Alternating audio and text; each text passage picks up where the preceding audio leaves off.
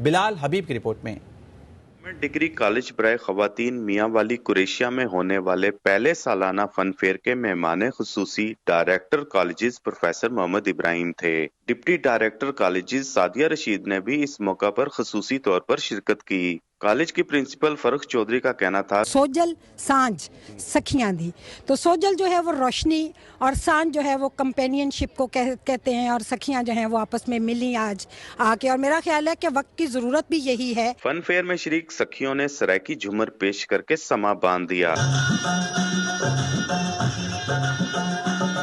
और पहली बार है यहाँ पे कि इस तरह के कल्चर प्रमोट किए गए हैं और हमें बहुत ज्यादा मजा आया है। कॉलेज की तालबात ने खूब हल्ला गुल्ला किया और मजेदार फास्ट फूड भी उड़ाया। कॉलेज के इस सालाना फन फेयर में तालबात की कसीर तादाद ने शिरकत की।